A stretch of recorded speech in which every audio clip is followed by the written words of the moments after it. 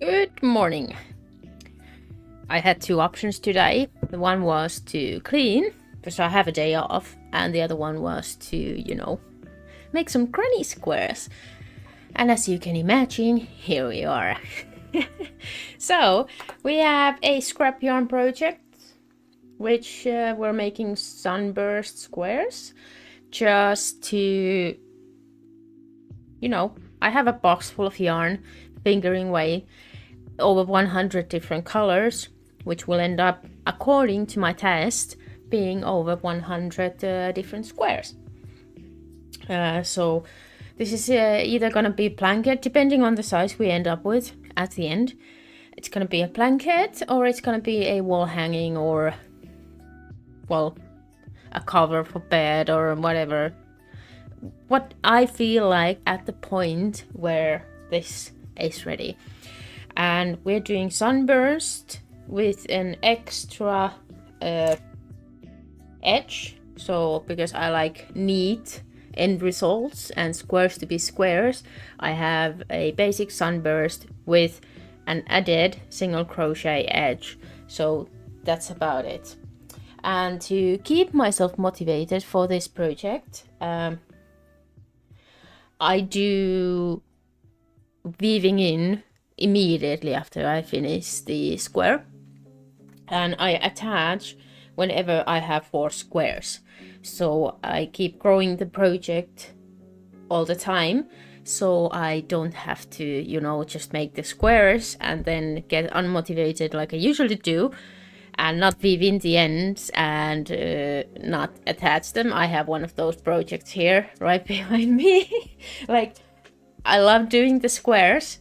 I don't love doing the weaving in, and I don't love doing the attaching, so I have to mix it in there to be able to do it. And I will show you the pile of yarn I have. It is here. Box full of yarn. That's a color box from Sheep. Yes, it's a Katona. So I ordered it a long time ago for another project, which I wanted to have like certain colors, and then I have other ends from other excess from other projects, which is also fingering weight and cotton, so it is close enough to use in this project as well. One of them is a big ball of white yarn, which I am using for joining the squares, and if I have enough and this does not grow in size too much, so I will use this for the edge as well.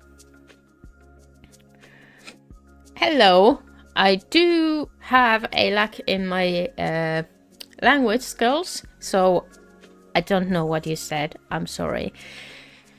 But yeah, we will start with a square, and how I do this is that I have the box of yarn and I'm not that good with colors, so I just randomly pick one of them. I just put my hand in and I pick one and I start with that, and it has ended up with some nice combinations that I would not have thought of myself, this being one of them. Like, I kind of like it. It's crazy, but I kind of like it. So yeah, we're gonna continue doing that. And if you have ideas of the colors, you are free to tell me, and I'm happy to, make your ideas come reality. Let's put everything together so I have chat, so I can see what you're writing.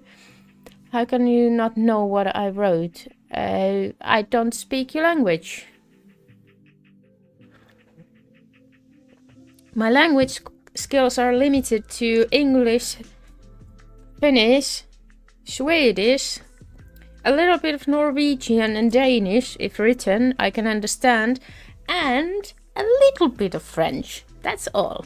That's all, unfortunately. So yeah, let's check if we can have everything we need. Check if we have a 3.5 millimeter hook. Hello, hand a lot of yarn, so I'm just gonna put my hand into the box and take whatever it is that I can have. We're starting with this like mauve color, brownish red, with the first round. So yeah, it was either streaming or cleaning, so it gave me motivation. Yeah, that's true. I don't unfortunately understand Polish. I have a lot of Polish friends though, but it hasn't been one of those languages that was taught when I was at school. And my brain is too old and too full to learn new languages anymore, I've noticed. So the first round is just 12 double crochets, no, 16 double crochets worked into a magic loop. 1, 2, 3, 4.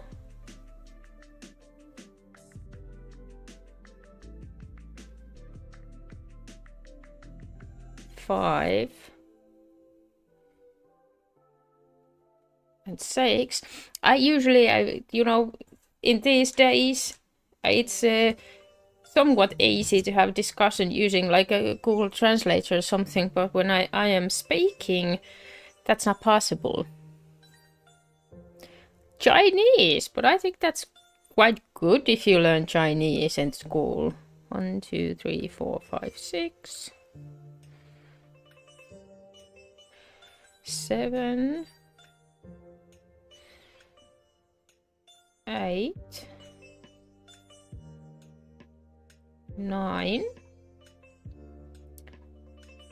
10. And then 6 more.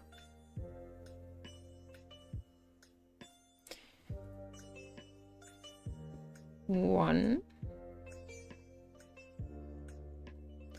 2, 3, 4, 5, and 6. And I'm usually counting the starting round multiple times to make sure I have the 16, because if I don't, I can continue doing it and end up at the last round noticing that I'm missing something, and then I have to redo it. Thank you! Joking is fine. Joking is completely fine. It keeps your mind fresh. 1, 2, 3, 4, 5, 6, 7, 8, 9, 10. 1, 2, 3, 4, 5, 6. So 16. And because we're changing colors on each round, we can now attach this with a slip stitch, cut the yarn and go on to the next one. And I just throw these back to the pile, so they will come up again at some point. Bye bye. I hope to see you again. I just throw them back in the pile and we will come by them at some point of the work to reuse them, because we are trying to use every single yarn. So we have a first round done, which is a round of double crochet worked into a magic loop. So let's get the second color. We are just diving in, and we have this like a greenish minty gray combination, which again actually looks quite good combination, even though I would not have thought about it. So I kind of like this random color thingy I have going on.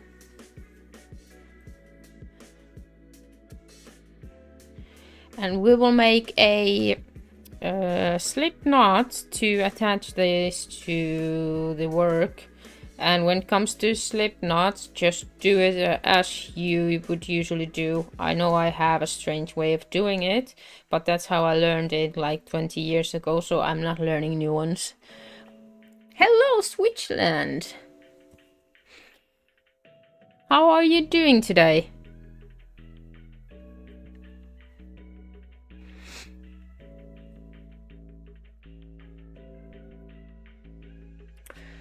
It's a great morning in Ireland. We have a great weather. It's quite cold though. It was like 8 degrees in the morning. So I had to make sure that the kids have enough clothes on when they go outside, which they don't like, because summer is always nicer. The second round is a cluster of half double crochet plus chain 1 to each.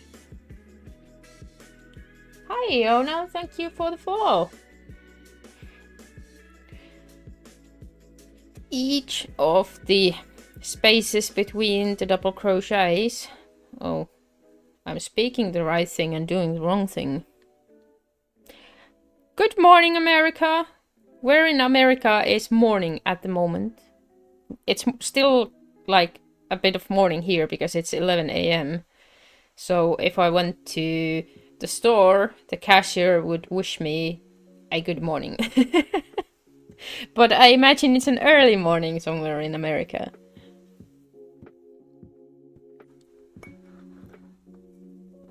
Yeah, this color is actually going to be nice as well, though we still have multiple colors. Oh, right. Yeah, of course. The time difference thing is sometimes for me, like I have to like really think about it, because in America they have so many time zones in there. So it's a big place.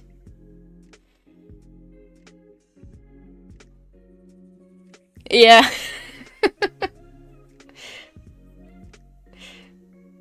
So it's like, it's late morning here and it's early morning there.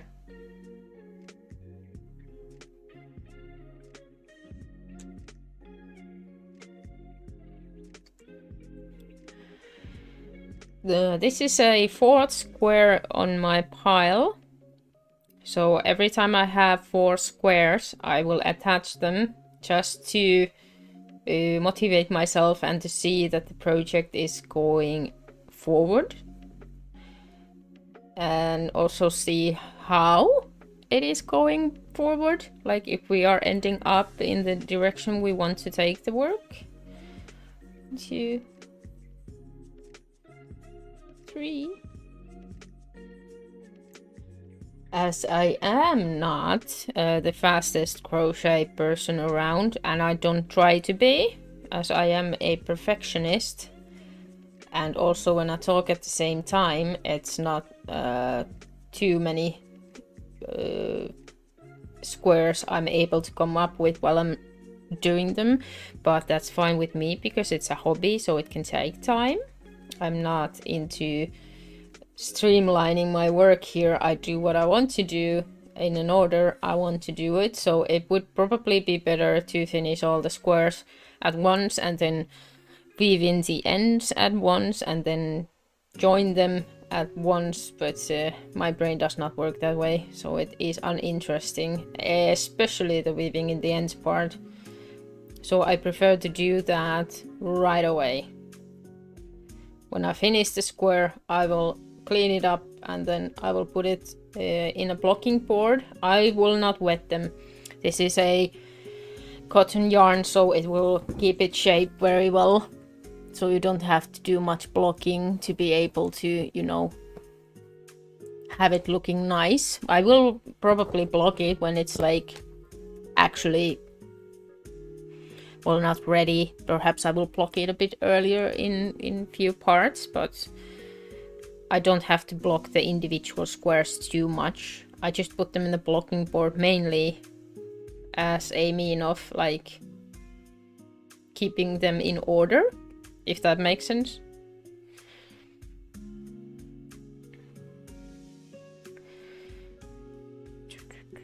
I also have the tapestry project going on, and it's still going on. I love the project, but it's tiring me up. I'm 300 rows, no, I'm 100 rows done out of 300, so there's still quite a lot to do. But it's a Christmas present, so I still have time. And I've had this color pack for like 6 months or something like that. And I was thinking of buying new yarn, and then I was like, I just have to use these. You know, I didn't have any plan for these even, like, you know, at any point. So these were just purely to see the colors in real life. And now that I've seen them and I already did the project, I ordered the swatches for the one I wanted to see the colors. And I ordered the real colors for that project. And now I just have this huge pile of tiny skeins of yarn. Like, this is 25 meters, which makes one. I made a green test piece from one of the green yarns. This is made from one of the skeins, and it left me with a little bit of yarn left over, so that's how I calculated that if I use all of the ones I have here, you know, 109 skeins, I would have around 109 squares as well. So that should be enough for a blanket, I think, but we will see. And I also have a skein of white yarn, which is a bigger one, which I'm gonna use for joining, and maybe a tiny border to calm it down a bit, because it has crazy colors. It has all of the colors, like every color. So this one will maybe work on the edges if I want to do that, but we will see how it looks when it's ready. But at least for the attaching the squares to the blanket, I will use this one. And now we are at the end again, and I will still calculate. I have 16 of these because I already made twice the mistake where I tell you guys to always calculate to be sure that you have all of them, and then I didn't calculate myself and I had to remake 2 of my squares. 1, 2, 3, 4, 5, 6, 7, 8, 9, 10. 1, 2, 3, 4, 5, 6. Because it looks exactly the same if you have like 15 at this point, so you cannot eyeball it, or you can, but you're probably wrong. So I always calculate, or I don't, but I should, and just back in the pile, and that's it. So right now, last round, I worked these into the work while I was working it, so I will just cut them. They are already weaved in while I worked, and because this is not going to be a garment, I'm not too fussy about the weaving in process, just securing them the best way. I think it's the best way for this project. And I also like to squeeze in. There's gonna be a little hole because there's 16 of the double crochet in it, so I cannot close it completely, and I'm not even trying, but I will tighten it up a bit. And where is my needle? Oh, there it is.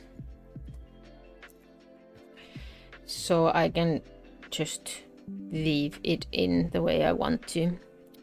With this one, the middle one, and the magic loop, I will always make a little knot here to secure it a bit better and to keep it tight, because this yarn is slippery. So if I just weave it in, it will start to loosen and the middle part will come apart at the end.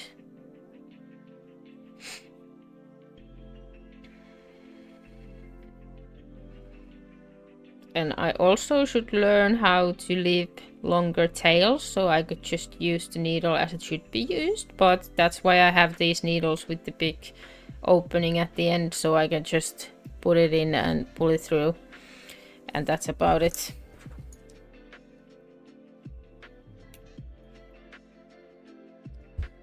So I also have like nice clippings. I don't know what I'm gonna do with these, but I didn't throw them away.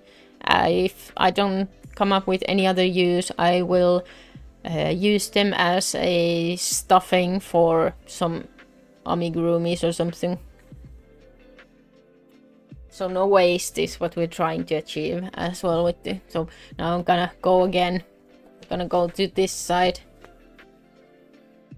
another like purplish pinkish color. I think this will be nice as well.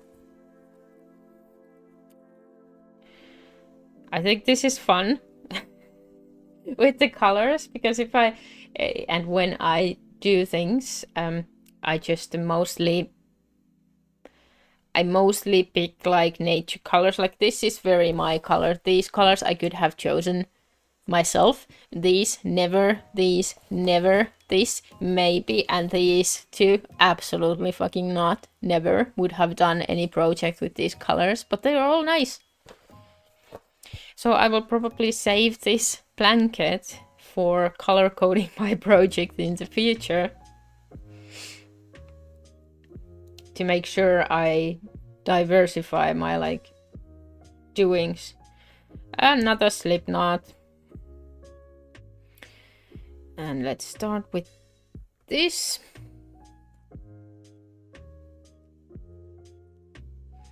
And this round will be a puff stitch, double crochet puff stitch for each space between the clusters from last round. And we will start it with chain. And then we go, that was counted as 1. So this will be 2, 3, 4, and 5, and then through all of them. And then we chain 2 in between. And as you saw, I left the end of the yarns, both the new yarn and the yarn from last round here behind the work. And I will just crochet with them, so I don't have to weave them in separately, so they will be in already. 1, 2, 3,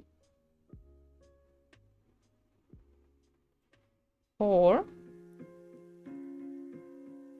and 5. And this is gonna end up. Thank you! I really like the compliments. I live off of them.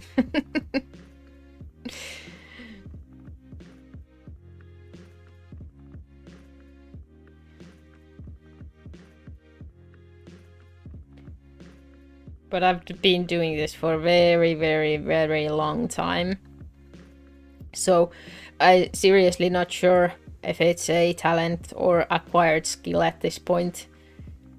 I've been learning crochet since my early teens, and even before that I was doing a knitting project. So even though they are two different techniques, I think it helps when it comes to handling the yarn and stuff. So I've also done that.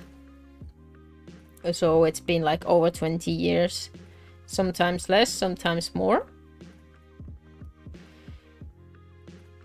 But this is one of those skills that once you acquire, it's like driving a bike. You don't actually, you know, forget it. So you can just jump back in if you have had a break.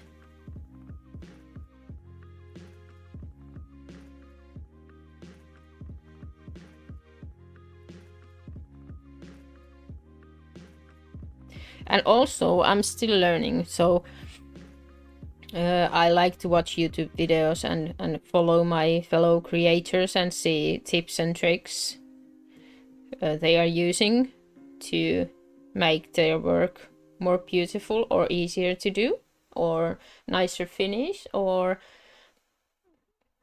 whatever it is you desire. There's a lot, like, I love this part of the social media life where like TikTok knows what I'm interested in and it shows me a lot of crochet videos, tips and tricks. And also like YouTube, it's I follow a lot of creators and they also post a lot of videos, so I'm watching those and I'm seeing like if there is like inspiration or well, anything basically. If I am starting a new project and I don't quite know what I would like to do, I will just dive in and see what others have done and make my own version of that. I rarely use any patterns anymore, so most of the things I actually freehand, and it's like I like to work a lot with squares in general, so I have designed my own squares based on testing and designing and trying out. And I also, of course, know by heart a lot of these like very popular and standard squares. Like I've done sunburst so much for so many projects that I don't need instructions for it anymore.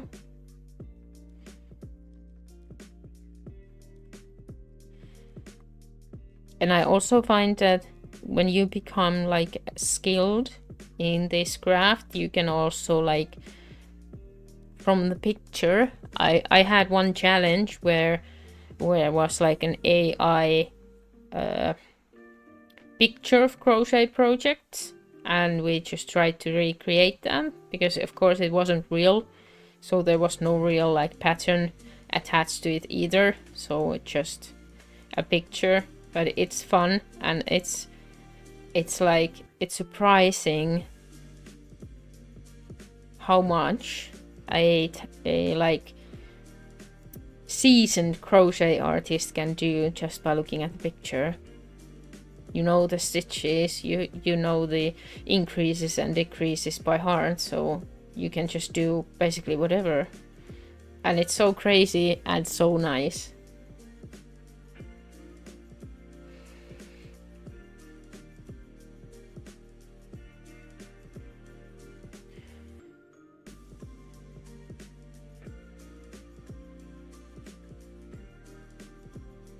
Three, 4 and 5. Then these are in general very fast to do. This yarn size and the hook size makes it a bit more intricate, so I have to focus on a bit more than I would have to if I had a bulkier yarn and a bigger hook. Then you have more of a feeling of where to insert the hook and what to do. So, but in general, this is an easy one. If you just know the basic stitches, you don't have to make any tricks or magic to make this happen. Hello! I am fine. I have a day off, so I don't have work today. And I was supposed to clean, so I'm crocheting. You know, that's what people do, right?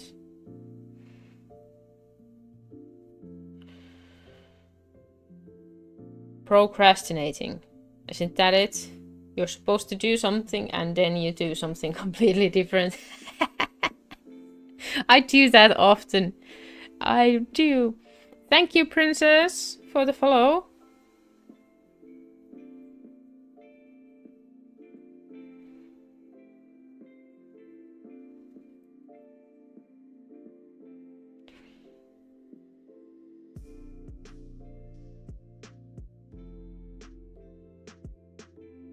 I've been mainly doing YouTube, and my community is mainly in YouTube, but I also stream to TikTok, and it's also a great community there, just a bit smaller at this point. So I welcome every new member of the community in both platforms with open arms. 1, 2, 4 and then 5. I love chatting with people all over the world. It's like my favorite thing to do. That's why I'm always also so happy when people tell me where they're from.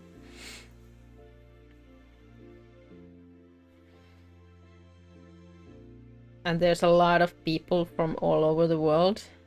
We've had people from all over United States and Canada. We've had people from South America, many people from Europe, from different countries.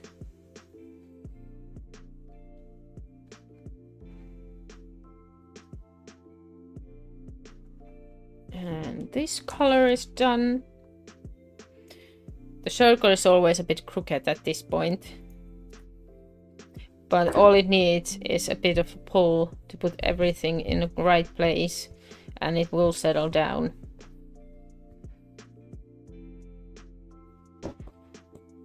Let's tighten that up a bit, and then again I'm going in for the end of the yarn, so I'm tightening it up a bit, just checking that there's no slack anywhere, and then I just cut them off, because I started here and I kind of weaved them in all the way here because I kept them with me when I was crocheting, so I just gonna cut them. And because this is not gonna be a piece that is washed in a machine regularly, I don't pay too much attention to this part. So I just make sure that the ends of the yarns are not running away like right now. And that's it. Because when you do garments, shirts, or stuff like that you wash, like maybe not after every use, but often anyway. Oh, Dolly, thank you for the follow. So you wash them in a washing machine.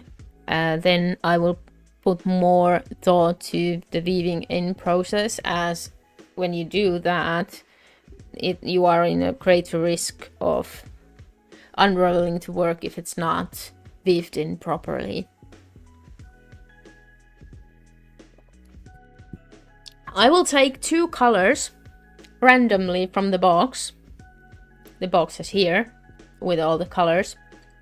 I'm gonna move this. I'm gonna close my eyes and just take 2 colors. And hello, Emily, thank you for the follow. And I want you, because this is only 1 color left for this one. So this is what we are looking for, friend for this, like the last round, the one that will make the edge. I'll take 2 colors randomly from the box, and you get to decide which one I'm actually gonna use. So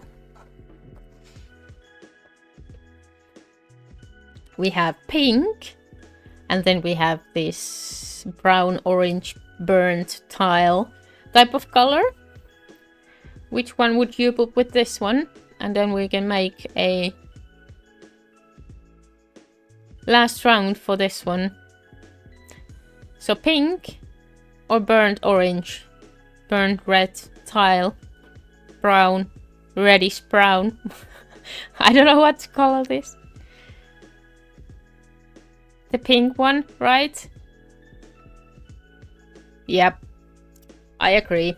I totally agree. The pink is good for this one. I don't think I have any... Well, I have a little bit of pink here. But that's all the pink I have so far. So it's gonna be completely fine. And soon we can attach some squares to that project to make it bigger. Let's move the camera back so you see what I'm doing. And we will again start with the slip knot for this.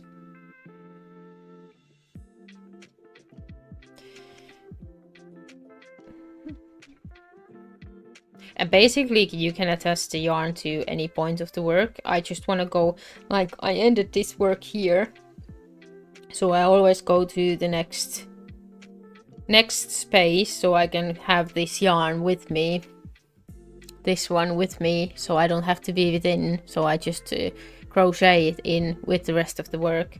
So that's why I chose to continue from here, but in general it does not matter. So you can attach it to any point you want. 1, 2, and 3, and 4. And I'm also starting this last round always with a corner. So the corner is 3 triple crochet. US terms, mind you, US, always US terms with my videos. And 3 chain 3. And then another 3 triple crochet at the same corner. So the same space between the clusters from last round. And that's only in the corners. So this is how we create the square shape around this circle we have now. And if you need and want instructions for the, and then chain one. If you want a instructions or chart for sunburst, you can just Google it, because this is maybe one of the most popular squares in general. So it is easily available, both video tutorials and charts if you read those. Like I do charts rather than written instructions. It's somehow easier for me to understand. And the sides of this round are, after the corner you make cluster of 3 double crochet, and then in the next space you make 3 half double crochet, and then again the next space 3 double crochet. And this is how you create the straight line.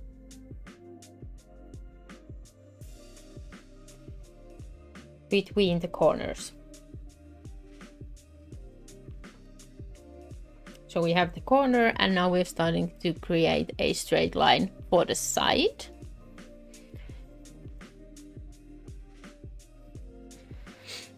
And then we will chain one and go for the corner again, which was 3 triple crochet, chain 3 and 3 triple crochet.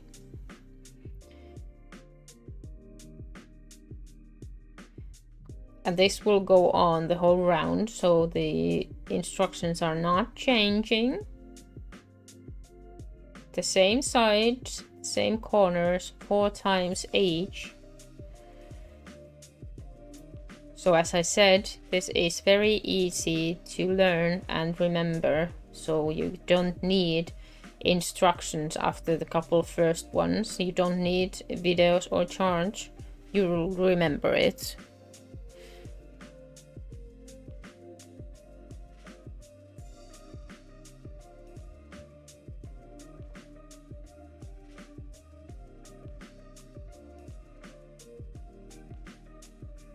And then again the double crochets, half double crochets and more double crochets.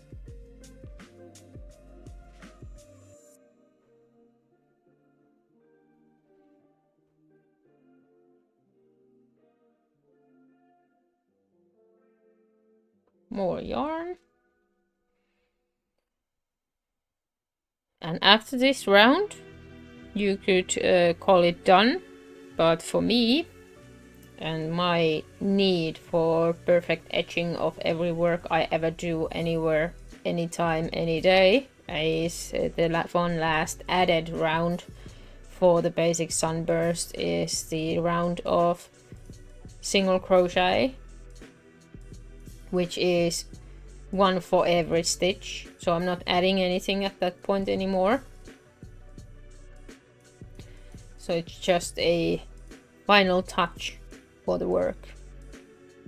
Especially with cotton, the edges are coming up, you know, a little bit not so straight as I wanted them to be. So it's not looking as good as it might look. If you used a bulkier yarn, you would probably not need, want, or even do any extra rounds, but with this cotton I am doing it. You don't have to, but I am. And that's basically only just for the need of the perfect finish that I have. It's not mandatory, it's not part of the actual sunburst instructions, it's something I added myself, because it will add the final touch to the edge to make it really, really, really straight.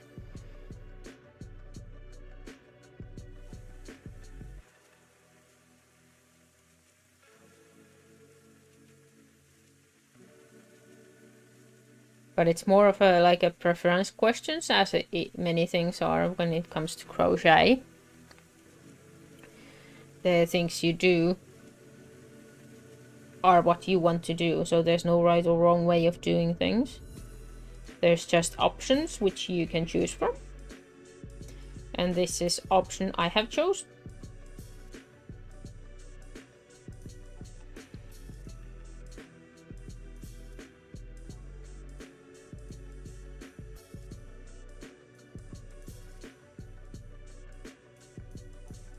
I think it's Wednesday, right? It is. Do you guys have any plans for Wednesday? Are you getting ready for work, or are you home from work, or do you have a day off like I do? Because I love when I have days off during the week. I mean, I appreciate 9 to 5 Monday to Friday as well, but in my current job I also have like these sometimes like weekend shifts, not too many, but sometimes, so it is kind of nice to be off work for just, you know, random Wednesday, because that means I get things done.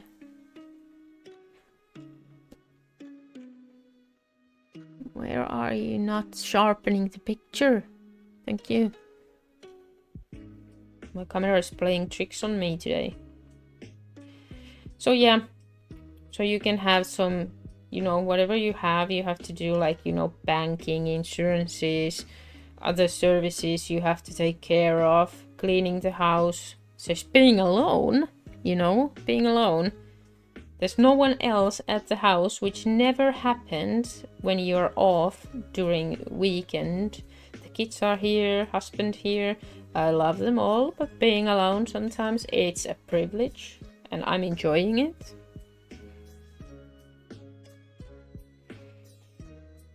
So the last outer round of the work I've done with the same color as I do this round, so I am not changing for this single crochet edge I'm doing for this square. And that is just because I don't want to, because I will also use this single crochet, the back loop will be used to join the square. Let's see, I have to have some coffee at the same time, so I have my very Finnish Moomin mug here, full of coffee as usual.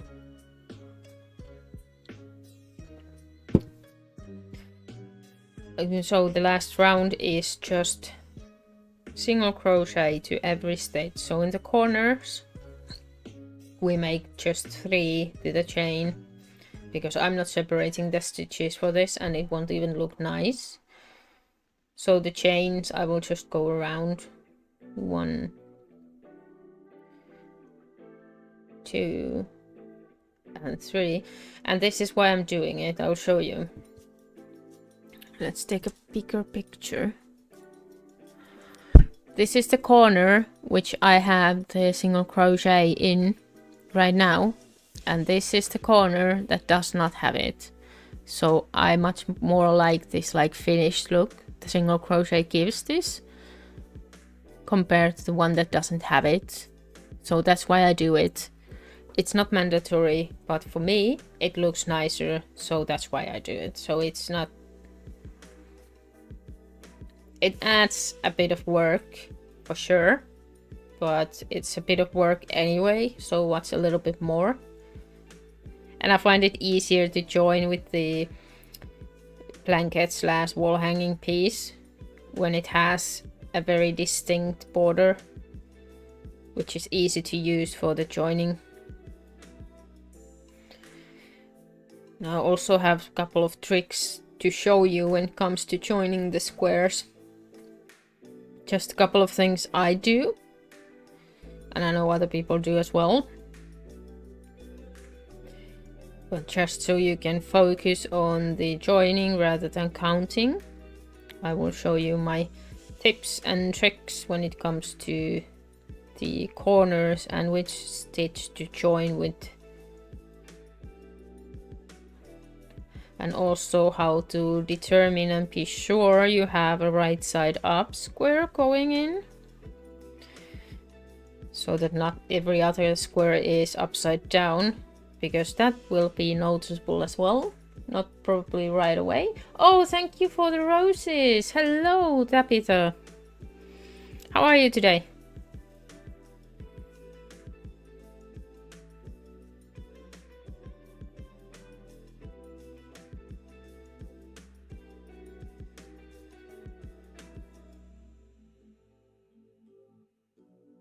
I'm just spending my day off from work. I should be cleaning, but I rather do this. So here I am.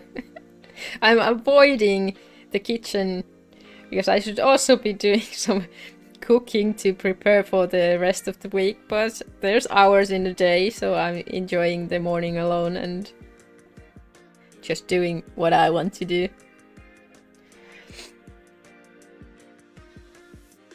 After this, I do have to clean and I do have to cook, but right now I don't feel like it. It's been a great day. It's been a great day. I was just saying that I really love, like, I don't love the weekend shifts, but I love the weekdays that I have off. Do you have some work in progress at the moment you're doing?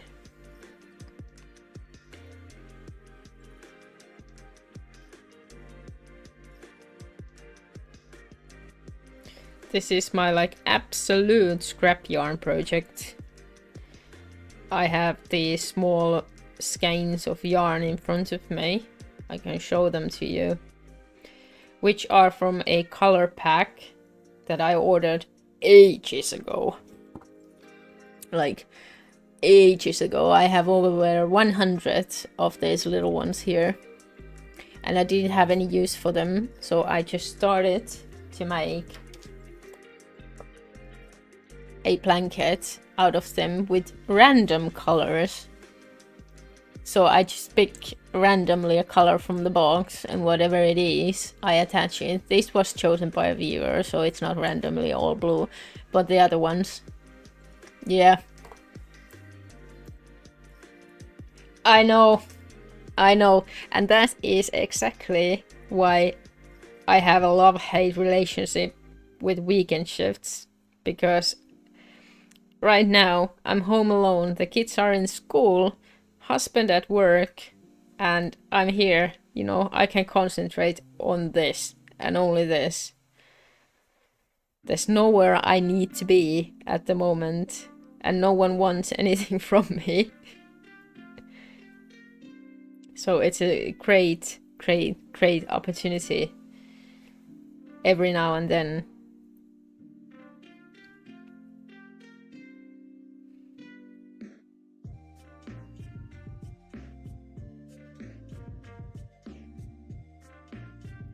But that's the curse of working. Not the family, but the working. I wish at some point I can lower my hours, work a little less to have a bit more time. Because at this point of life, I always feel like I'm just rushing from one place to another, one task to another.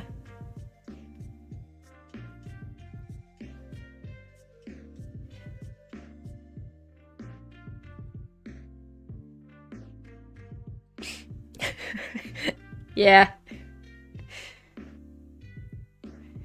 Back in Finland, we used to call these years, they were called the rush years. I don't know what the equivalent in English would be. Peak years, maybe? I don't know if that's what they use. I don't remember. Might be that one, but yeah, the rush years is, I think that's like very, very good description of the situation you're in.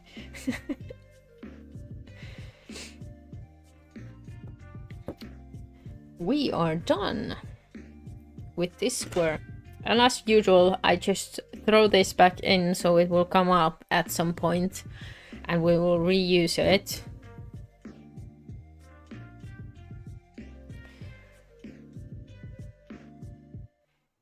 Yeah, like my lives are a completely thanks to my husband, who is live streaming himself as well and knows all the technical stuff. So he set up my setup so I can just sit in my office and happily start crocheting, and I don't have to worry about the technical stuff. So, but I know a lot of people just go live from phone, so they just press the go live button and use the camera from the phone. I did that once as well, but I found it easier to do it this way. Like I have it, I can show you. That's me. So I have like a camera here, which is a webcam, which is not on my face as the phone would be if I stream from phone. So this small device here is filming what I do on the table, and then this device is another one of these, the similar one, which is filming me. And then I have a microphone and some lights. It's a lot, but it's not because of me. I didn't do that. So I'm just very, very, very thankful to have that help. But I also like lives more than I like doing videos, because I am also not very talented on editing the videos that I would like my viewers to see. And I like to talk to people. As you said, great way of connecting. So now I'll weave in this end. This is the last one. So after this is done, and then we have 4 squares which we can then attach them to the actual project we're doing, so we get a bit further and get a bit better look what we are working here with. This is very, very, very random project, which means I don't know how it's gonna look, and nobody else knows either. So we have 4. I will put this on the blocking board for just a couple of minutes. I don't know if it necessarily needs it, but it's again me, it looks nicer and easier to put. And as you can see, I have stitch markers here everywhere. And that's because I like to like mark the actual center of the corners and check that I have all the stitches I need and that I am attaching correct stitches so everything lines up nicely. That's me. I'm a bit crazy like that. I usually only go live once a week. That's usually weekend, but as I'm working this weekend, so I'm here now, and I will probably be here as well on Saturday, but maximum of 2 days. I don't have more than that, and usually it's just 1. So there's 21 stitches between each corner.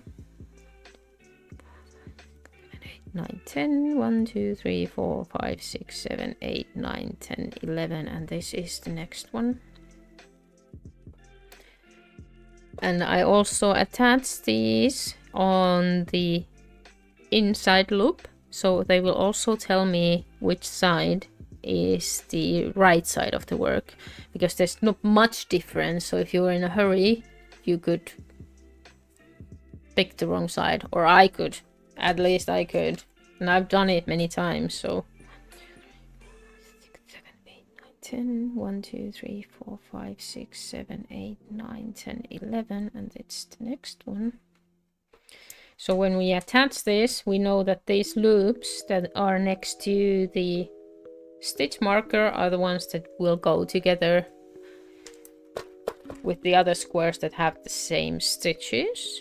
1, 2, 3, 4, 5, 6, 7, 8, 9, 10. 1, 2, 3, 4, 5, 6, 7, 8, 9, 10, 11, and this one. I always join 2 at a time.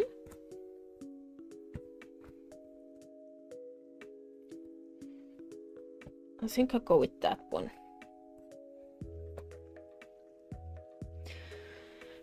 So yeah, maximum of 2 times. That's the life of a busy person. I would like to do more. And I usually, I like to go live if I schedule a crochet session in general.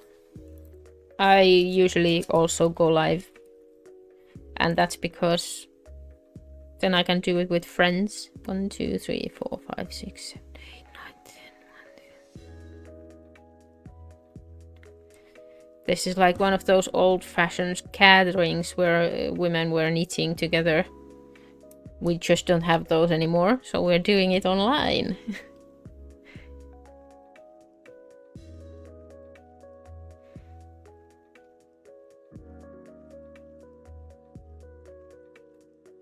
Or at least I see it that way.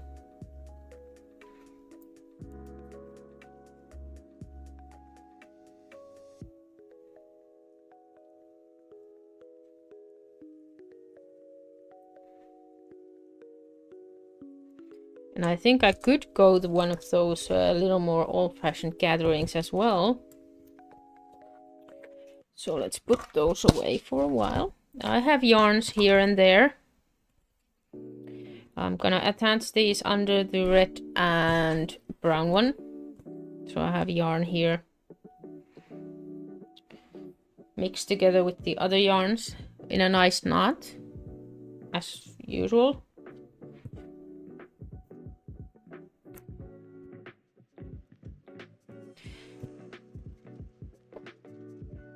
So we're going here and here with these colors. And I'm attaching from the wrong side, so I will flip the work because this is the right side now. Flip the work here.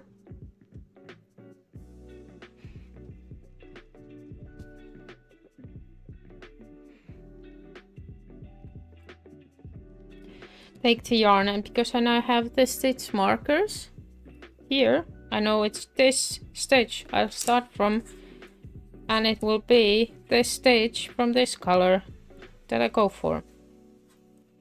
I don't have to calculate it anymore at this point, so I'll now leave them on.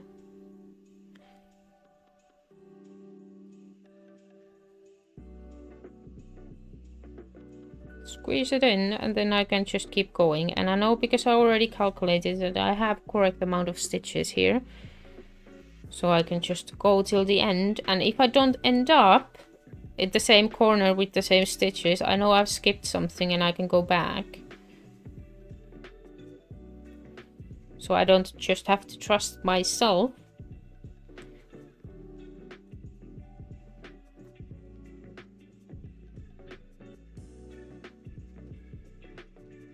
Or eyeball it, because I never eyeball anything. I always calculate everything. Did I miss already one? I did. That's what I was talking about. I don't eyeball things because then I miss them.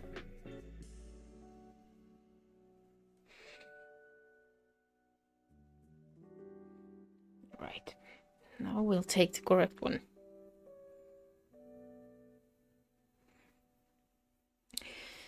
And that's funny because I certainly do know what I'm doing, but this is crochet, so making mistakes is something that will never stop happening.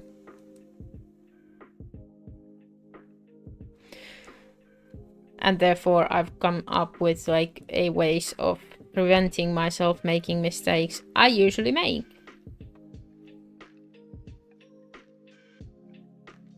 That I've made many times.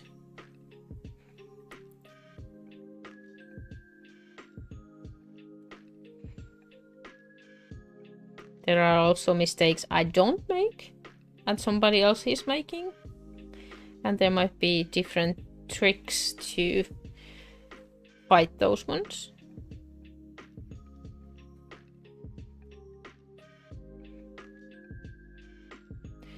Because we are now adding a new kind of layer, we will also have to start doing this way.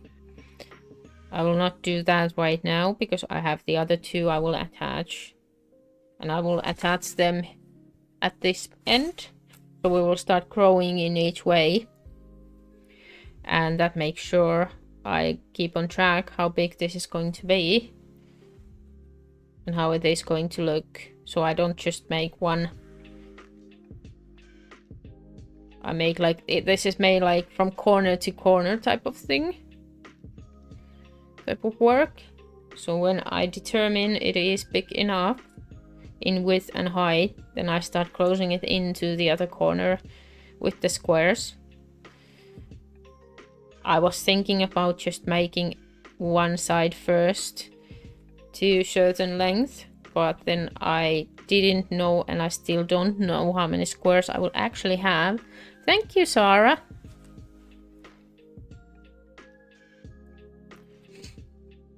I will shortly show you the actual right side of this work, how it will actually look after attaching. And now we can see that we come with to the corner, and we are in the corner at the same time, so that means we didn't make another mistake while doing this, and this will be the last one.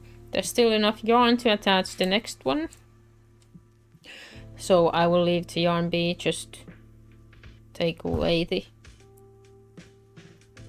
needle I use.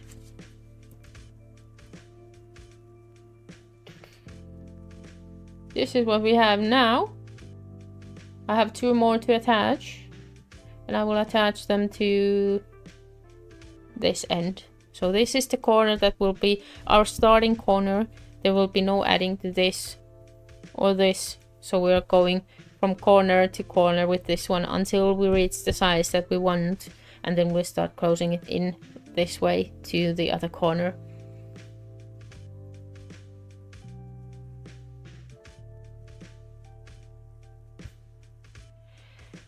So let's go back to this yarn is attached here, so this will be used for this one. Again, let's take the wrong side up here. So now we have this one and this one, and we will put the markers in first, as I usually do. So every corner get a stitch marker. Center of the corner, I find one center which is obvious to me that this is the corner stitch, and then I start calculating. And I know it's boring when I calculate things, but that's how I like to do it, and it's because I don't like mistakes, and I still make them, so I am avoiding making mistakes.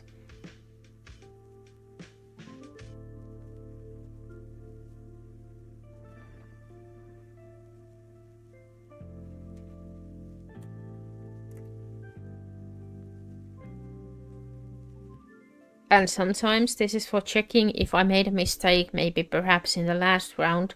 So that's where I would catch it. Probably wouldn't fix it, but then I would know that I have one too many or one too few stitches on some of these. So I know what to do with it. But if I don't calculate, then I will just make mistakes. More mistakes based on the old mistakes, if that makes sense.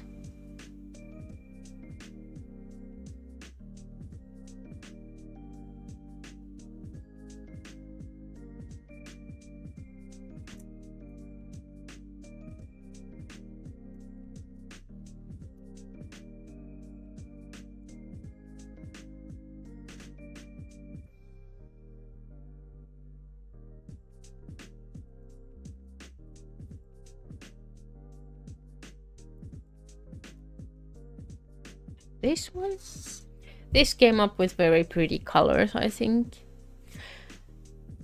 by accident. I really love the process of this, where I do random selection, like, and I made a rule for myself that I will not change the color.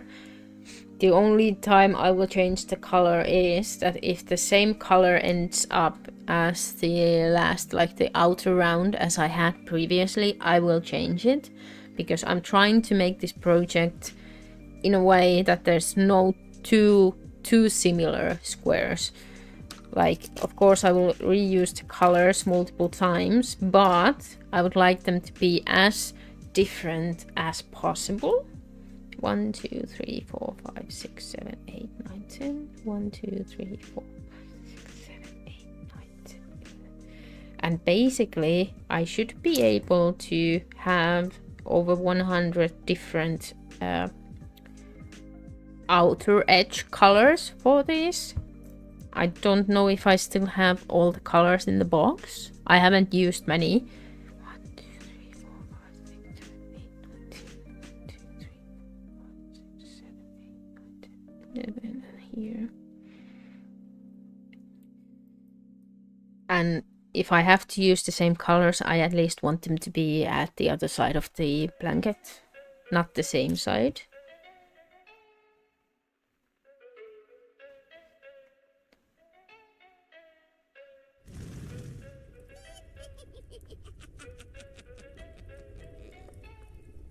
Thank you for the subscription, Shinuna. I made a new... Haha, it wasn't me. I asked for some Halloween themed, like, notifications. Because it's almost Halloween. So now I have the evil laugh and some pumpkins.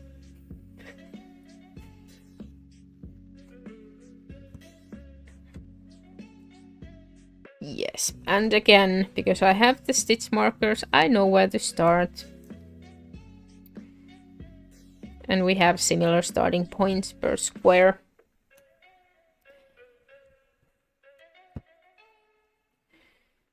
Let's make 2 stitches and then we can tie them it up to match with the previous. Yes, and the stitch markers are a little bit on your way, but I'm still determined that they are totally worth it. For me, at least.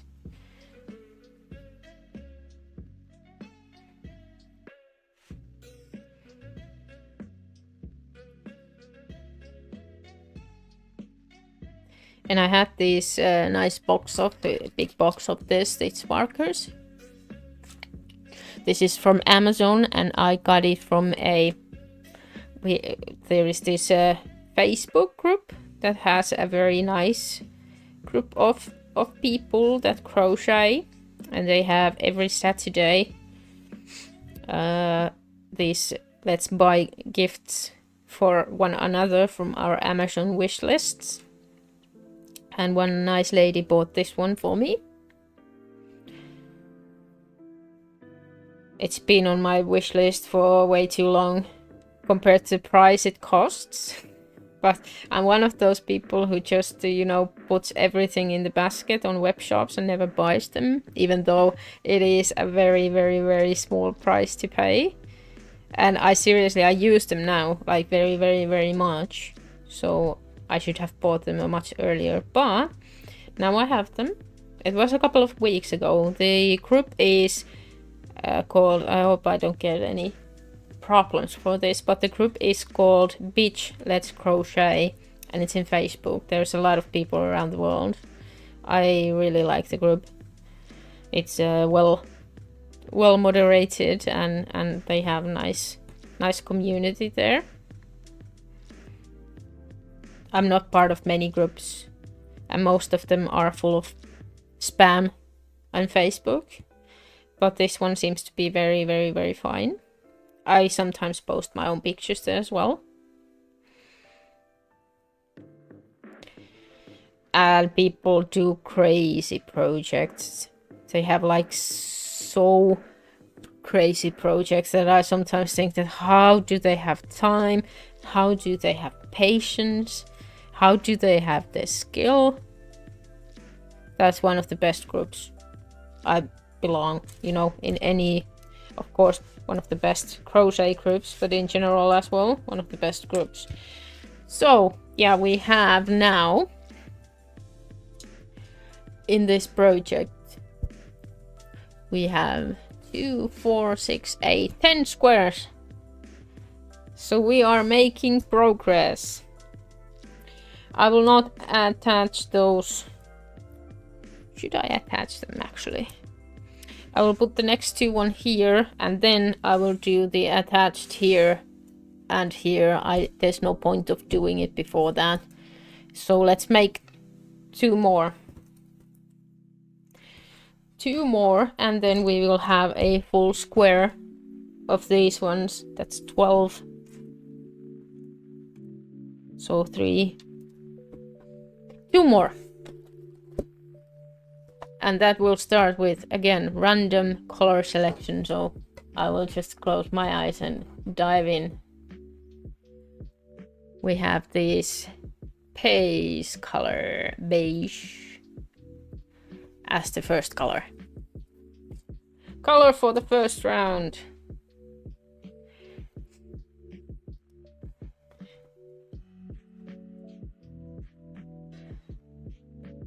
Thank you for being here, Tabitha.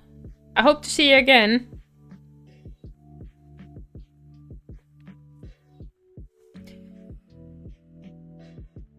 So magic ring and chain 3. And then we will make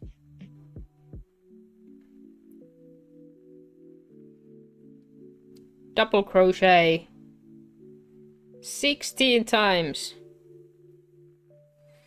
That's number 2, 3, 4, 5, and 6. 10 more. 1,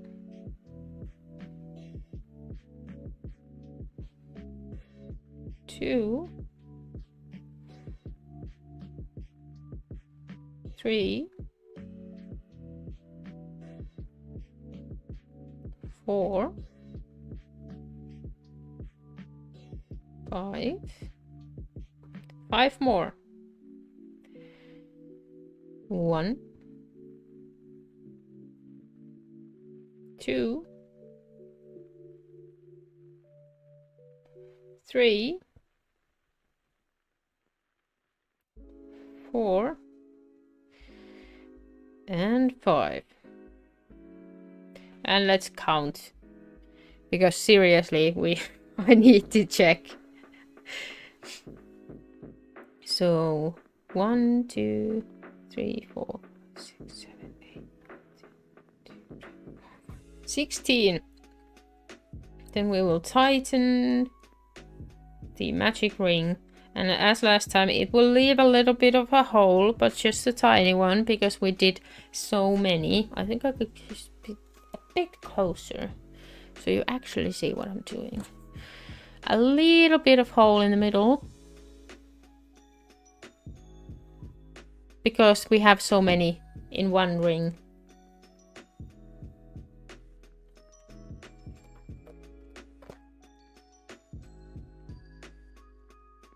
And now we can slip stitch this and change color, and we can just go in for the next color. If someone is online and wants to pick a color, now it's the time to say what you think would be the perfect color for the next round. I'm listening, I promise.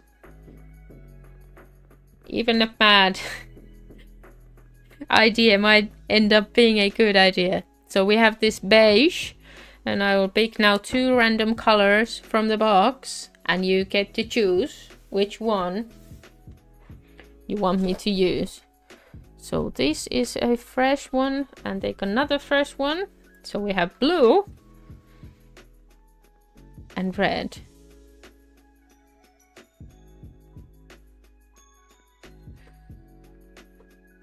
Which one would you go with? Right or left?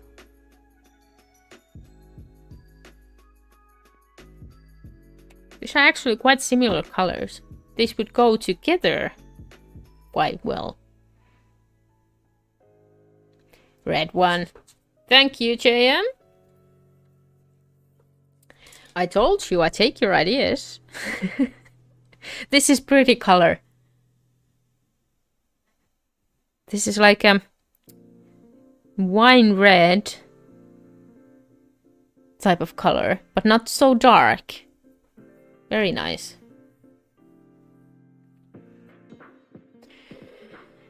And we will start with the slip stitch again. No, slip knot, sorry.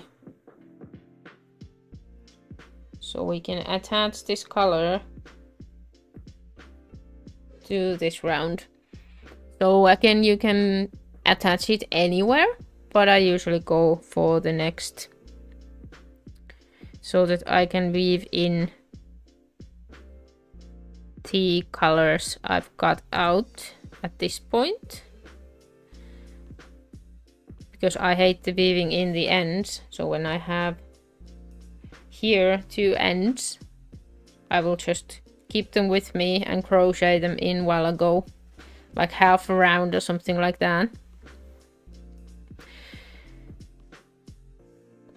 We will chain 2, and this round was the half double crochet cluster we're doing.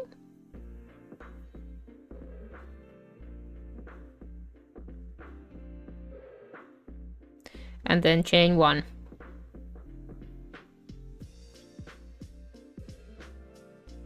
And I don't do this round to the stitches you have here on top. I do them in between because I don't like the look. You can see there is one vertical yarn going between them, so I go under it rather than on top of it. And that's also just a preference you can do. I think the instructions for this particular square say to use the loops. I'm not sure, but I think that's how it is. But I try to put it in between just for looks, to have what I am looking for. I think I did one, perhaps with, I did a green one, no. I didn't, I've done them all this way. Yep. I just like the looks more. So it's a good example how the crochet can look as you want it to look. Someone would say that I do this incorrectly, and I will tell them to go and take a walk, because this is art form. You can do whatever you want as long as it is, the end result is what you want and you like it. That's all. That's done correctly then, in my books.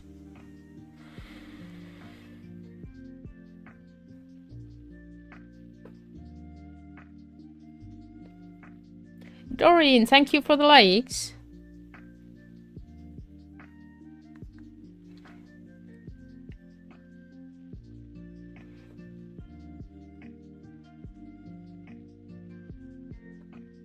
And I am also like very liberal crochet person, so I'm open for any new tips and tricks and techniques and shortcuts and whatever you have in mind.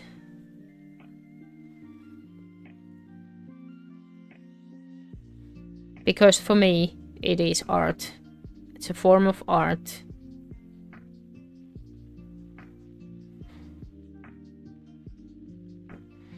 So then it's up to you how it is done, and up to the person that is gonna see or use the end product, how they think of it. Yeah, you should try. I actually have, well, you've been crocheting so long that you you don't have use for my course, but I am at the moment editing a basic granny square course content, where you can, from basically no knowledge of crocheting, go straight to granny square, like the basic one, and then to more advanced ones. But I mean, you've been crocheting for so long that you just have to do it. I love squares and they are very popular at the moment. This is Sunburst, also a easy one.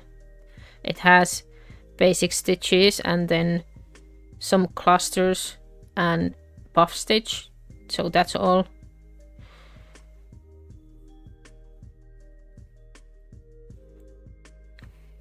And if you have been crocheting something in squares in general, like ever, it's or in rounds rather than like rows, you're gonna be fine. Completely fine.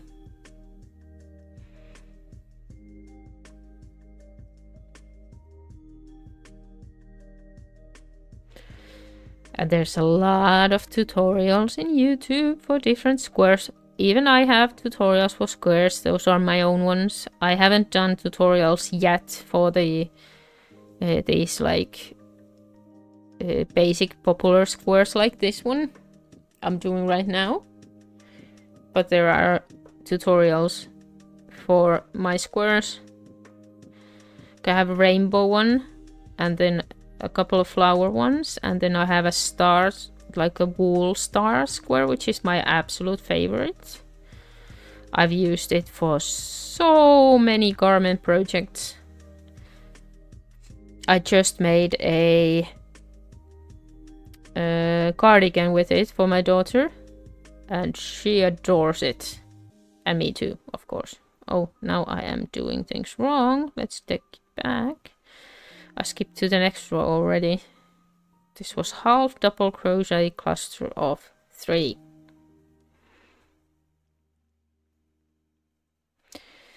And let's close the round with a slip stitch.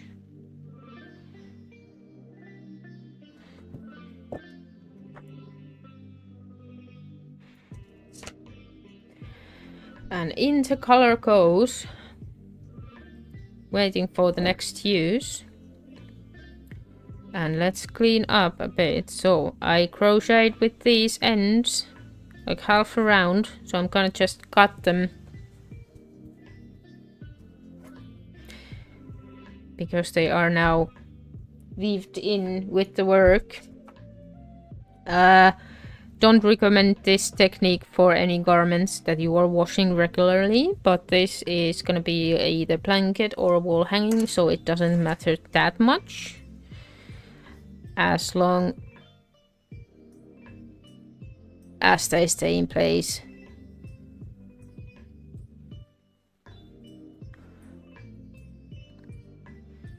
I know there are also people that don't weave in the ends at all, but I can't do that. For some reason, I don't believe that that will work if I just knot and cut. I'm pretty sure I will end up with a work that is unraveling within a certain amount of time, at least.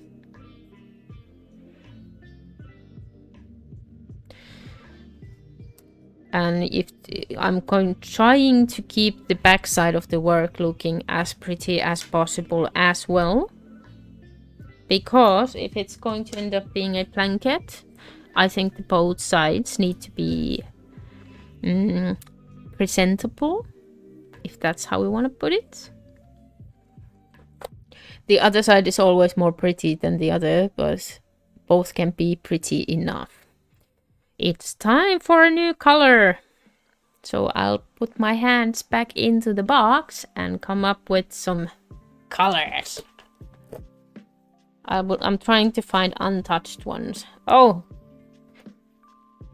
I swear to God, it's not the same color, but it's very close. And then some green is trying to pull in, and I have white. So should I go with the same color, which is maybe one shade darker? Or should I go with the white one?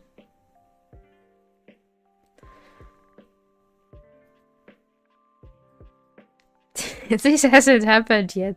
I mean, this is also very pretty. This is more like a white red color, but it is so close that I don't know if anyone could tell different, at least not from the picture. We'll go with the white. I agree with this one completely. Yeah, but this is a color box, so there are very similar colors, like in general here. And it means that this can happen sometimes.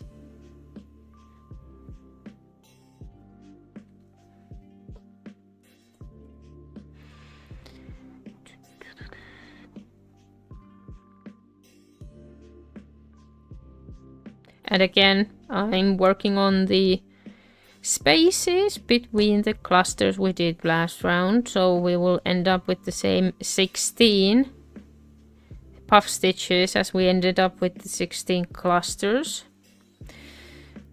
1 and 2. And this one will be a puff stitch with 5 double crochets. So we will half do the double crochet, and once we've done 5, we just go through all of them and do that 16 times. So now I have 5. I will go through all of them and then I'll chain 2. Yeah, it's like I have over 100 colors in that box and I picked 2, like almost the same ones. That hasn't happened yet. I'm quite afraid at what point I will pull colors that will just not fit together, but for some reason that hasn't happened yet.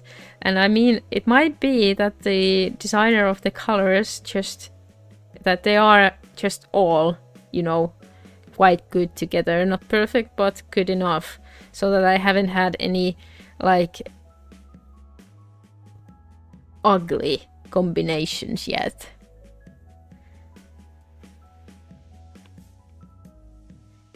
And yes, I'm again having the extra yarns here behind my work, and I'm crocheting them in just to avoid the weaving, minimize the weaving process. I can't avoid it completely, but I can minimize it. And this technique, once again, is not good enough for garments. It is good enough for things that you are not washing regularly. It will keep the yarns tucked in well enough for things like blankets and pillows. Also, my opinion only. Somebody might say that it's enough for garment, but I don't believe so.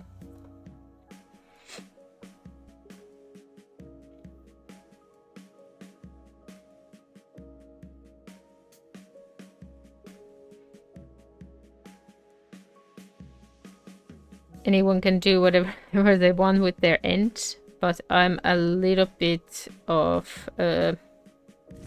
I rather overdo them than underdo them, but also... Gal de Bru, sorry. Thank you for subscribing. I try to pronounce people's names, but sometimes... sometimes you people have nicknames, and sometimes it just makes no sense.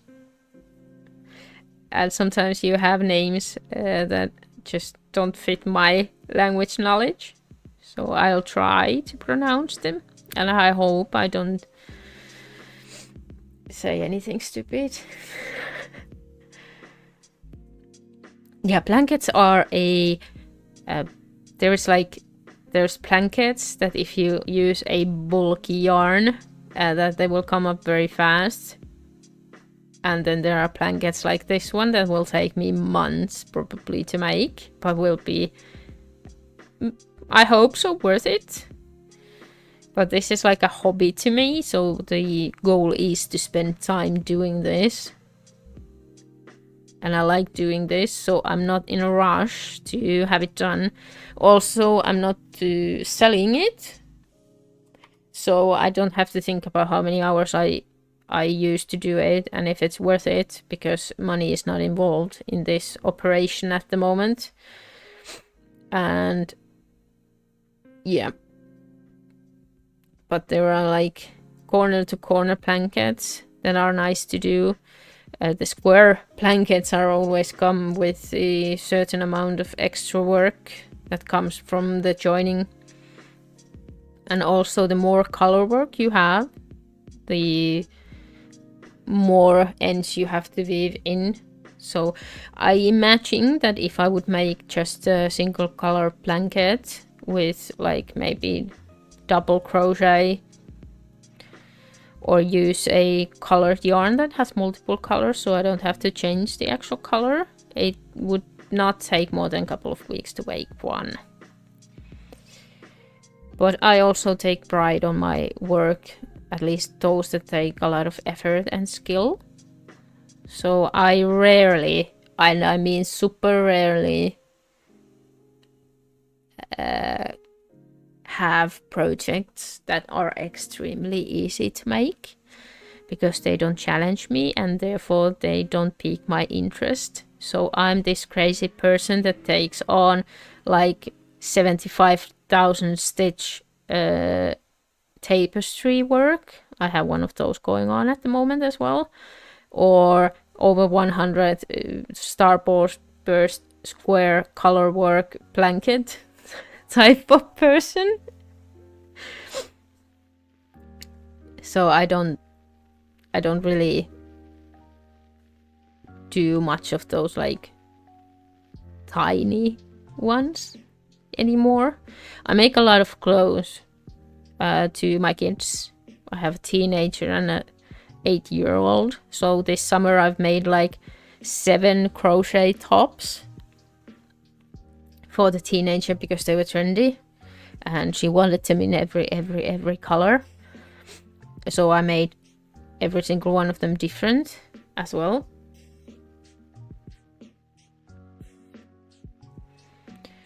And that's because that will keep my interest up as well. So I also very rarely repeat any project I've done. So it's like, it's me.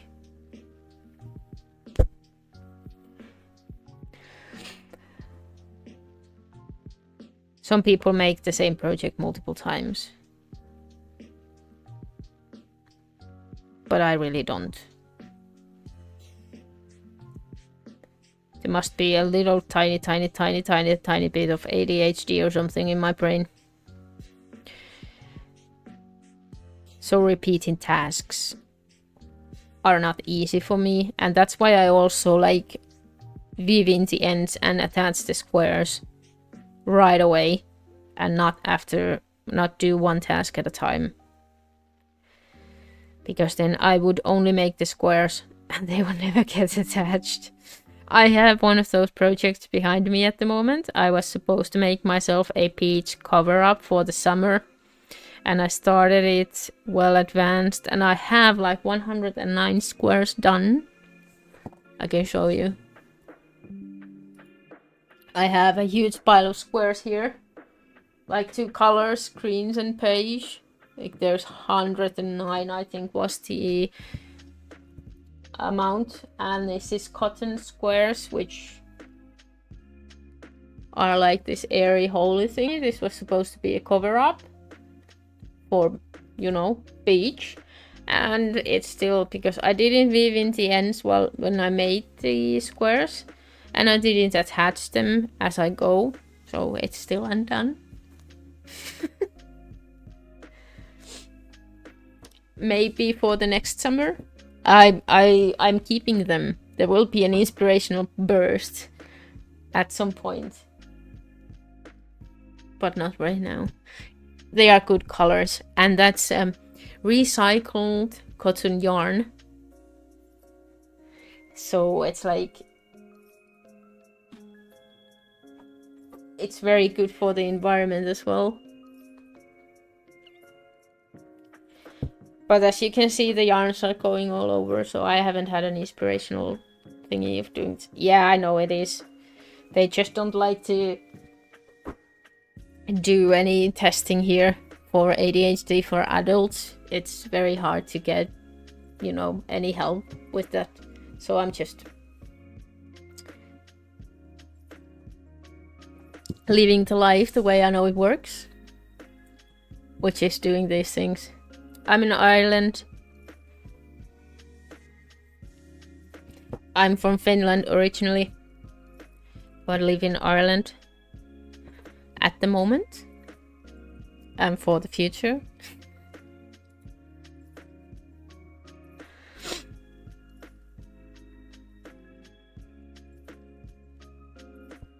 And I don't have a bad case of it, so it's not like my life is impossible. So they like to prescribe therapy. I do therapy anyway, so. And maybe some worksheets to finish, and maybe some tips and tricks for the everyday life, which I already know. So it's like, but I would have been interested on testing some medication to see if there's a difference, and I think they should be more easily available for that.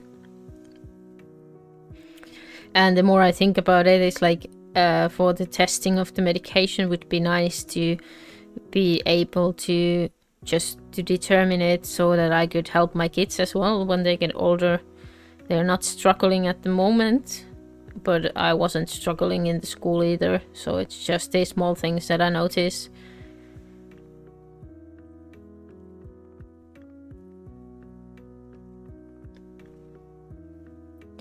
When life goes on.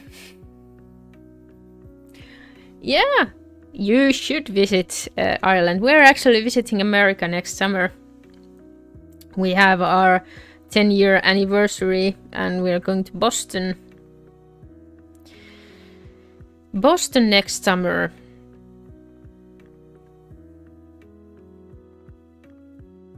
Because I wanna see it. I have this idea in my head that Boston would be one of those places that I would like to live in. So I wanna see it. And if it's not, then I can give up that dream. And if it is, then I know it actually is. Not just my imagination, but it actually is a nice place to go.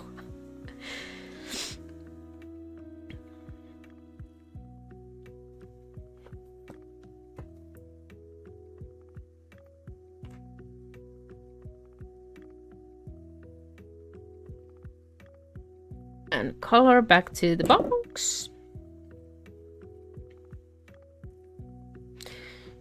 And as usual, we have some bunching up at this point, but we will just tighten everything a little bit and then we will sit straight. Which is nice. And I will cut these.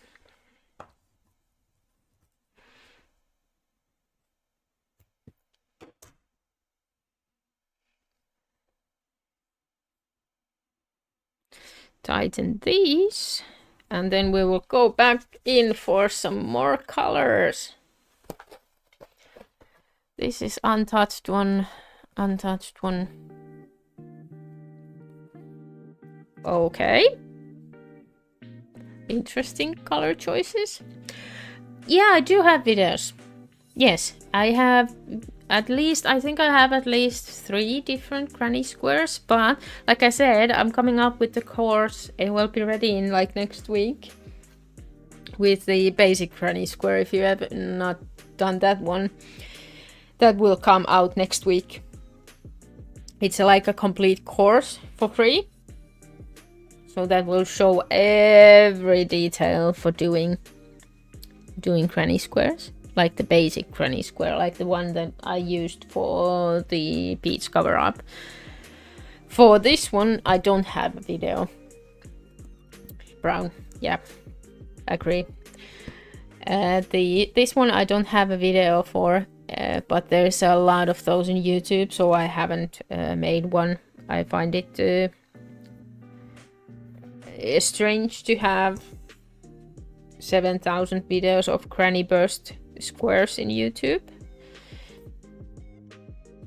Each one of them is probably a bit different.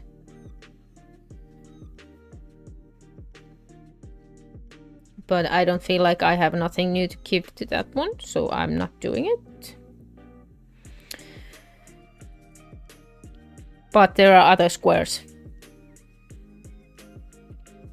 Other squares for people to do, and as I said, if you have been crocheting, you can do any of those. 1, 2, 3 and 4, and we are doing our first corner.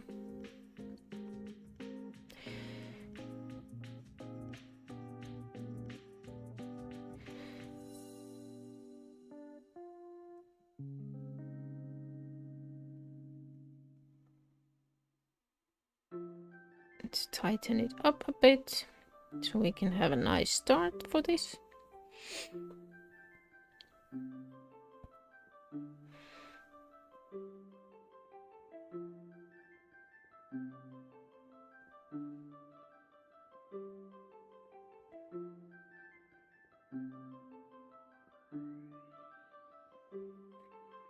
I can make one.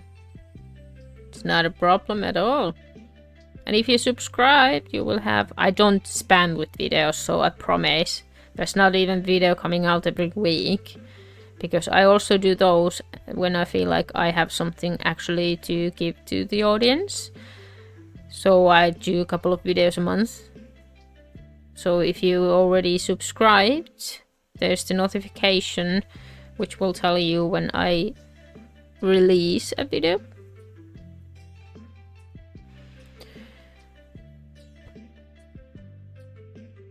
And that is mainly because I work. So this is not my work. So I don't get money to do this. So they will come out when I want them to come out. When I feel like I'm gonna edit a video. And I also want every video I put out to be a good one. And give some value to the person actually watching it. So I try to make them as well as possible.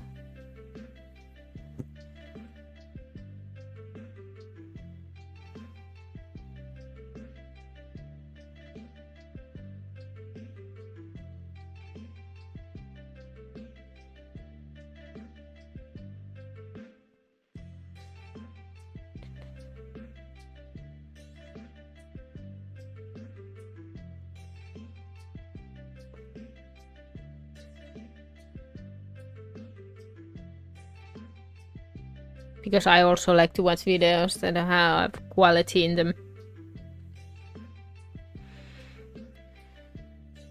And I hate watching videos that are just put together and give no real value while I watch them. I have my favorite creators that make very good videos, much better than I do. But I try to match their quality.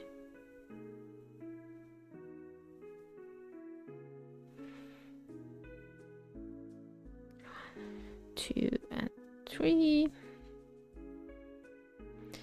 1, 2 and 3. Triple crochets I find a bit tricky to have them consistent and looking nice. That's why I try to avoid them normally, but of course with granny squares the corners are usually, if you start with the circle in the middle, whichever square it is, you are gonna end up making triple crochet in the corners anyway. Are you working something with some project right now, JM? Do you have something like coming up?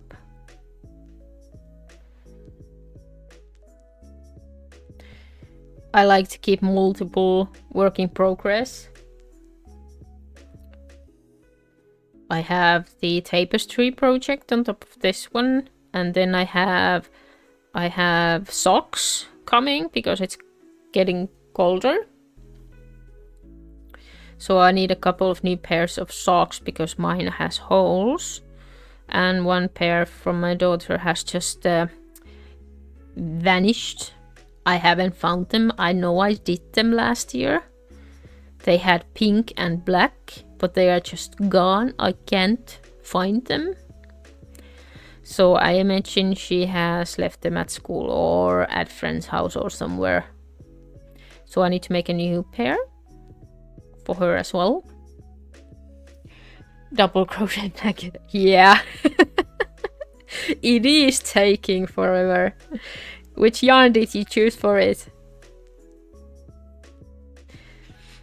Like, I love working with quite thin yarn and small hooks compared to some other people, but I just like the looks of the project that I do with thinner yarns, but it takes so much time, and sometimes I wish I would just pick a bulky yarn and finish something, you know, with a crochet hook size 8mm or 10mm and just whip up something in one night. But I don't like the bulky yarn look so much, then I like the thin yarn. So I haven't done it yet.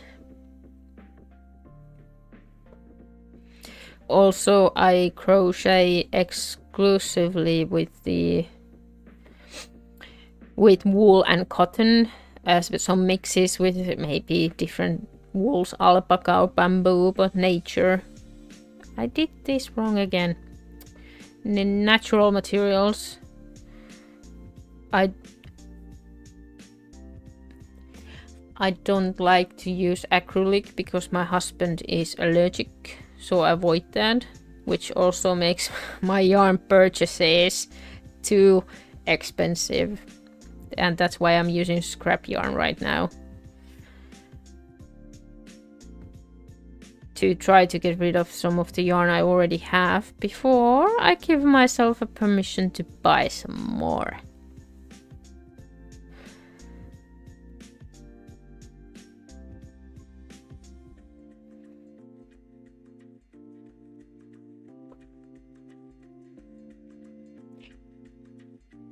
Oh no! Allergic to wool. That's like my nightmare. All of the wool? I don't know if there's difference. I do know that people are allergic to wool, but...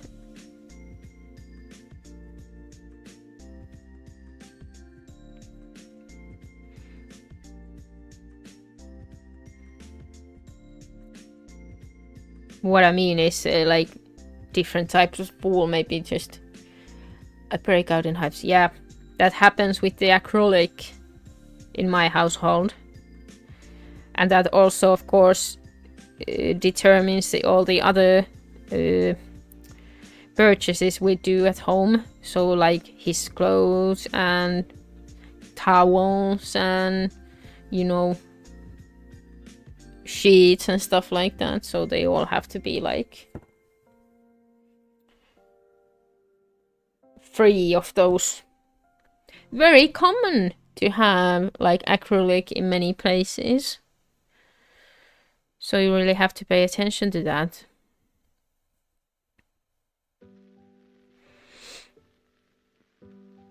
And I also imagine that with wool. Have you tried something like, I don't know, mohair or something like that?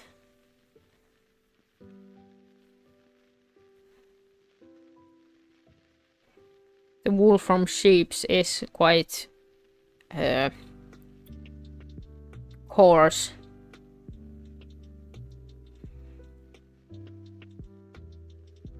I think. Yeah, I like to work with wool a lot because it is so soft.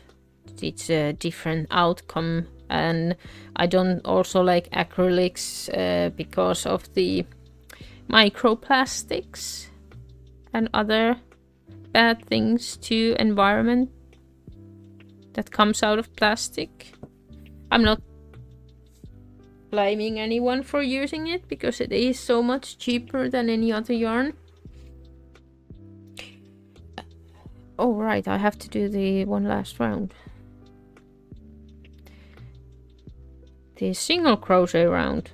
I was already declaring that we are ready, but then I forgot that I wanted to have an extra round.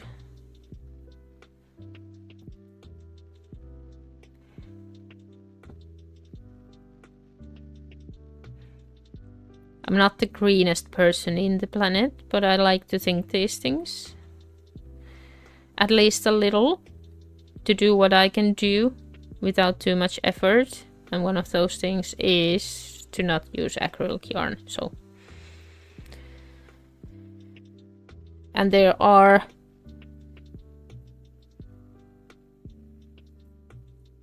people who think it's not that bad for the environment, and I think that's valid too.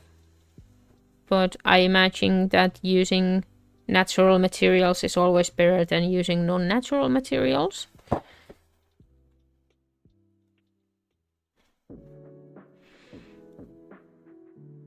So even if it's not that bad, I am in a position where I don't have to use acrylic yarn, so I just don't.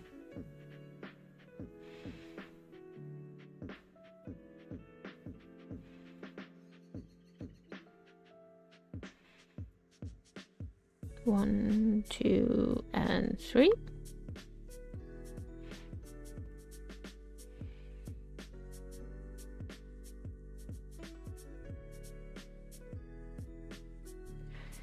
And I also don't know how to work with some of the yarns they have on the market at the moment. Some of them are acrylic as well also, but like the blanket yarns and the fluffy yarns and the things they use to make amigurumis with, I don't know how to work with them. I've tried, but I just the feel is so different when crocheting that I feel like it's completely different hobby than what I'm doing. Completely different craft. So I have been still making my garments and my household and art items, and I have stayed away for the amigurumis mostly, and stuffies in general. I made one baby Yoda out of cotton. That came out quite nice, but very small. It was like this. It was really a baby Yoda.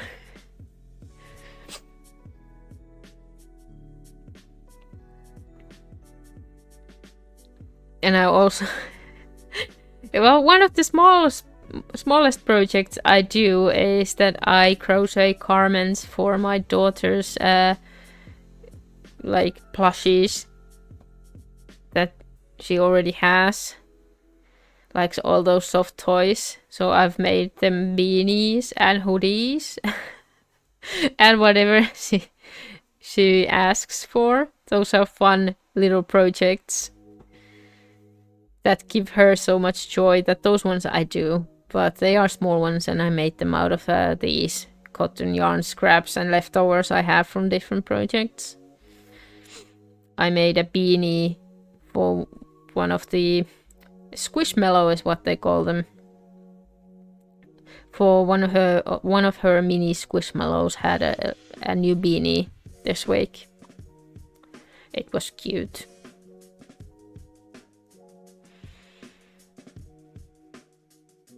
I would show you, but I have no idea where it is.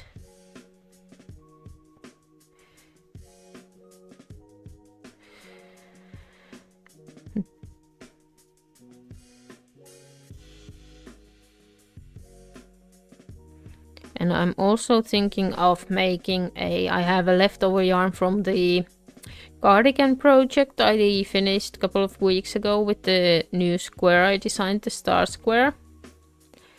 And I have some yarn left over from that, so I was thinking about making a balaclava out of it for the winter. Because apparently those are trendy as well at the moment. So it would go well with her cardigan. And it would probably be cute. I don't know if I could use one of those, but the kids both want one of them. So I'm gonna make one balaclava out of these. This is also sunburst. But it will be one colored, of course, because it is for a teenager. So she requested black. I said no, because with black you cannot really see the design, so it would make no sense to use time for it. So it will be dark gray. And the second one will be made of the star square. This one. Because I have the pink one and the white one left. And I already made a couple of the squares. And I need like 29 for the balaclava, and I am able to make that happen with the leftover I have. So this will be for the daughter of mine that is still in the princess phase of life, meaning she's 8. So pink is the thing. So with this one, and this is also the square I designed, and which I have the tutorial in my YouTube channel. This is made out of wool, but of course it can be made from different yarns. And this is quite big one, made with number 5 hook. and you can make smaller one by using smaller hook. And this is also one of the squares I have instructions for. This probably has a name, but I don't know it. And then the last one is this one. This was designed for one of the crop tops I made for the summer, and this is made from cotton, so it is very... The colors are a bit bad because this is actually a mustard yellow. Sometimes it's, for some reason, it looks green in the camera, but it's mustard yellow. And I made a top out of this, which is also here now that there is no, like, it's winter now, so it's like a crop top. There's the strap and the top.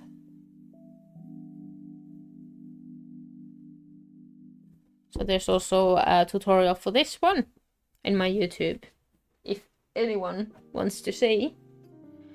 Very easy, quite fast project.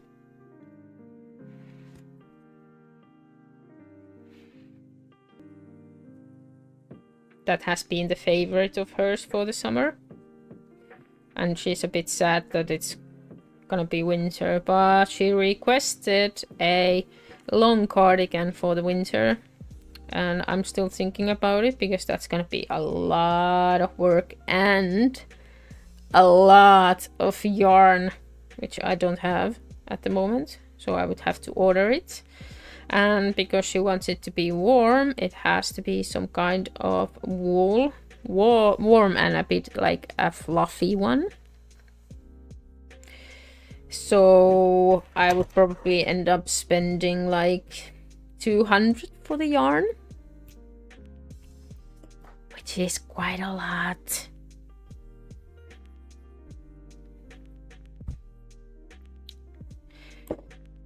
This is the last square we're doing today, and that is because my other daughter has only a half day of school today, so I'm gonna go and pick her up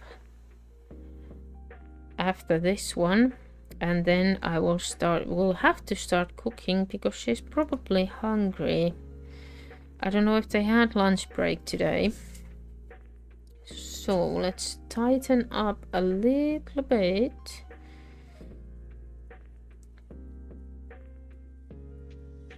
Sometimes when I crochet these yarns in, they end up showing here, so then I just change the order of the strands a little bit, because it should be white.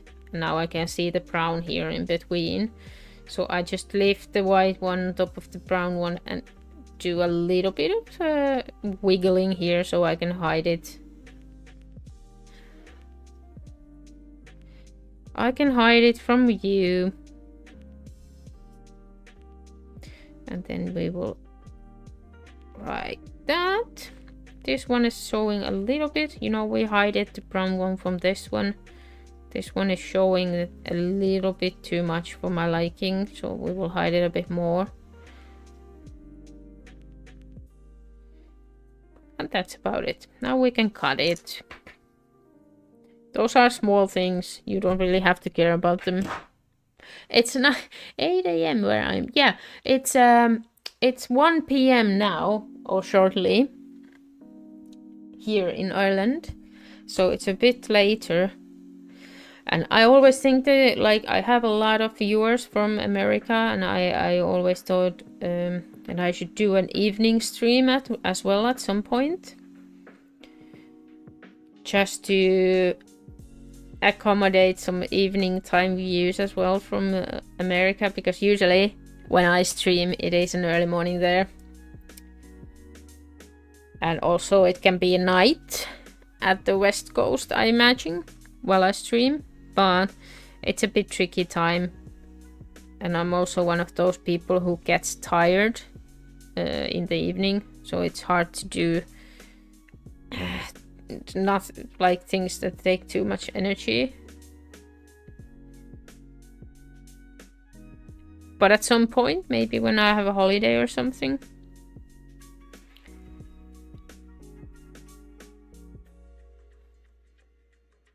But that's why it's also good that if a person ever wants to watch my stream afterwards, it's found on YouTube. Of course, it's not that interactive because it's a recording, but in case you want to. So yeah, this one is ready as well. Not a combination I would have done if I voluntarily chose the colors, but what I think is that at the end, this project will end up being a so many colors anyway, that it will be nice to have these combinations that are less thought of. Like, it goes very well, very fine here, no problem at all with the others. That's the beauty of random colors, and that's what we're going with. But hey, it has been so nice today. We've had wonderful people from all over the world, in both in YouTube and in TikTok. Thank you for all the follows, the subscriptions and gifts and whatever you've sent me. And we will see you maybe on the weekend or at least next week.